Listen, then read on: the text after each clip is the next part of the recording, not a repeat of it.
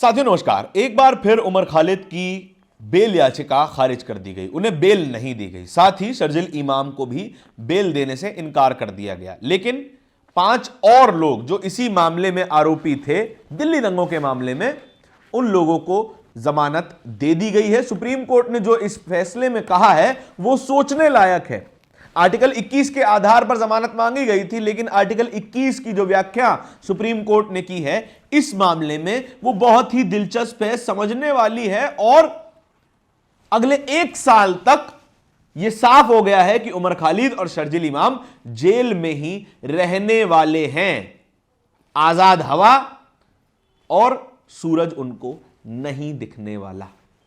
साथियों नमस्कार, मेरा नाम धारण है, आप नेशनल दस्तक देख रहे हैं। 5 जनवरी 2026 आज के ही दिन सुप्रीम कोर्ट में उमर खालिद और 6 अन्य लोगों की जमानत याचिका पर फैसला आना था।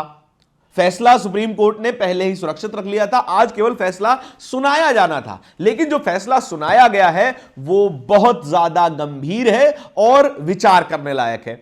सुप्रीम कोर्ट में इन सभी 7 लोगों ने याचिका लगाई थी कि हमारे ट्रायल में देरी हो रही है और इस देरी के कारण हम ऑलरेडी 5 साल का लंबा वक्फा जेल में बिता चुके हैं। हमारा डिटेंशन ही हमारी पनिशमेंट बन चुका है। लेकिन इस आधार पर जमानत देने से सुप्रीम कोर्ट ने मना कर दिया।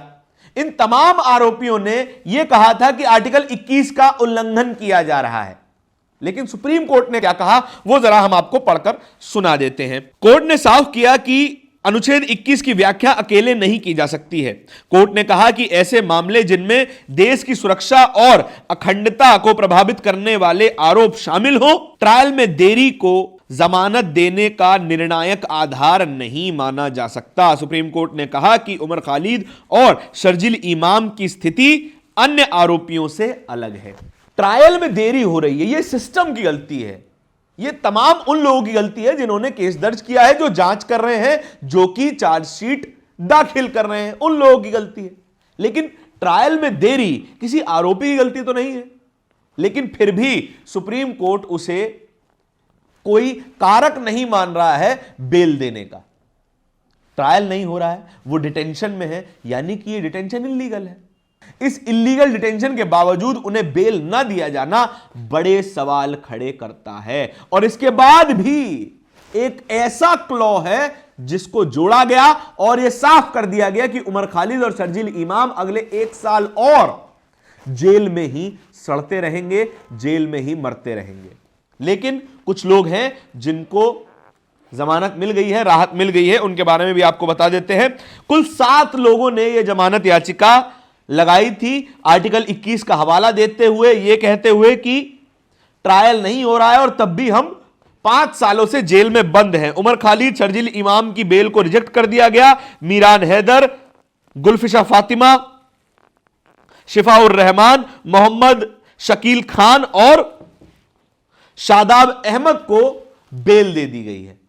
ये जो 5 लोग हैं इन पर भी वही इल्जाम थे जो उमर खालिद और शर्जिल इमाम पर थे। उमर खालिद का अमरावती का वो भाषण जिसमें वो कहते हैं कि हम शांतिपूर्ण प्रदर्शन करेंगे, जिस दिन ट्रंप भारत आएंगे उस दिन हम शांतिपूर्ण प्रदर्शन करेंगे। लेकिन दिल्ली की पुलिस ने उस बयान को, उस भाषण को यह आधार बना लिया कि ये जो दिल्ली दंगे हुए उसको भड़काने का काम उमर खालिद ने किया था।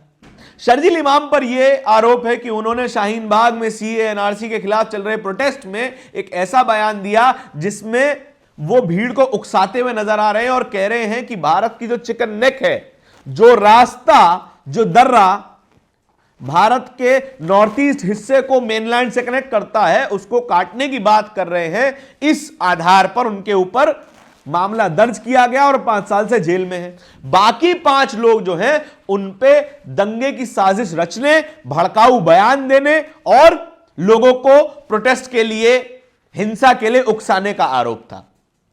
5 लोगों को जमानत दे दी गई, लेकिन इन 2 को जमानत नहीं दी गई क्योंकि जानते हैं कि अगर बाहर आएंगे तो फिर ये लोग चुप नहीं बैठेंगे। ये लोग सवाल करेंगे, मीडिया में जाएंगे, अपने विचारों को रखेंगे, कोर्ट में और जेलों में इन लोगों के साथ क्या हुआ इन सब के बारे में बताएंगे शायद शायद इसलिए भी उन्हें जेल में रखा जा रहा है। 5 साल से ज्यादा लंबा वक्फा कोई व्यक्ति बिना ट्रायल के, बिना चार्जशीट के, बिना किसी जांच के जेल में जबरदस्ती रखा जा रहा है, लेकिन किसी को कोई फर्क नहीं पड़ता। तमाम लोग इसके बारे में लिख रहे हैं, तमाम लोग बातें कर रहे हैं, लेकिन सरकार को इन बातों से फर्क पड़ता भी होगा तो नहीं पड़ेगा। आइए आपको वो ऑब्जर्वेशंस भी पढ़वा देते हैं। प्रभाकर मिश्रा है, सुप्रीम कोर्ट कवर करते हैं न्यूज 24 चैनल के लिए। क्या लिख रहे हैं? शर्जील इमाम और उमर खालिद की फोटो को शेयर करते हुए, दिल्ली दंगे मामले में आरोपी उमर खालिद और शर्जील इमाम को जमानत नहीं, सुप्रीम कोर्ट ने जमानत याचिका खारिज की। कौशिक राज उमर खालिद की तस्वीर को शेयर करते हुए, Justin, even after 5 years of jail without trial, Supreme Court denied bail of Umar Khalid and Sharjil Imam. What a travesty of justice. ये कैसा अन्याय भरा जजमेंट है, ये कैसा अन्याय भरा न्याय है। सुप्रीम कोर्ट न्याय देने के लिए है, सुप्रीम कोर्ट राहत देने के लिए माना जाता है, अपराधियों को सजा देने के लिए माना जाता है, लेकिन इस देश में बलात्कारियों को पैरोल मिल जाता है, बलात्कारियों को जमानत मिल जाती है।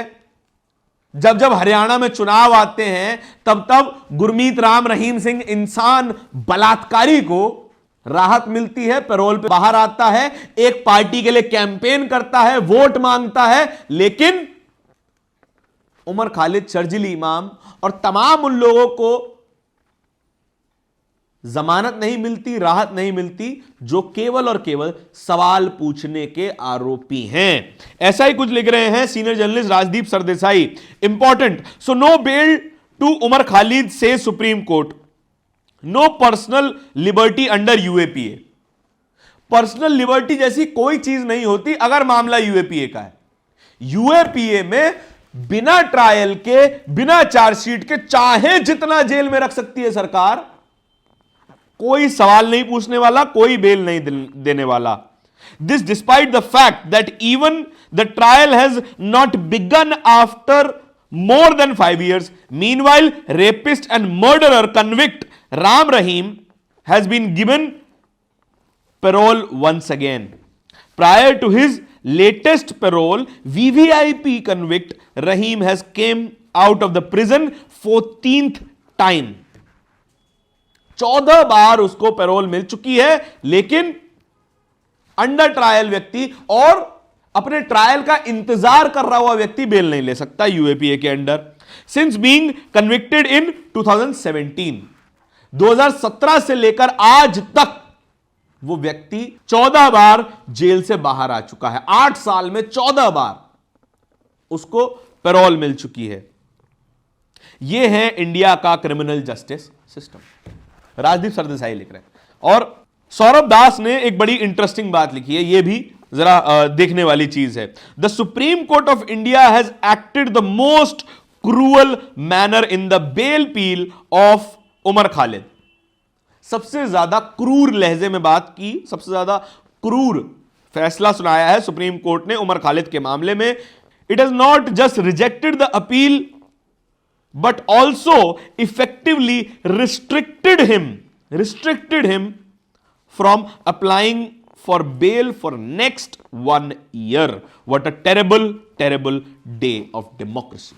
ये जो बात लिखी है सौरभ दास ने वो बहुत जबरदस्त है। आप इसको सोचिए कि न केवल बेल अपील खारिज की गई सुप्रीम कोर्ट के द्वारा, सुप्रीम कोर्ट ने उन्हें रिस्ट्रिक्ट किया, उमर खालिद को और शर्जील इमाम को, कि वो अगले 1 साल तक जमानत याचिका नहीं लगा सकते।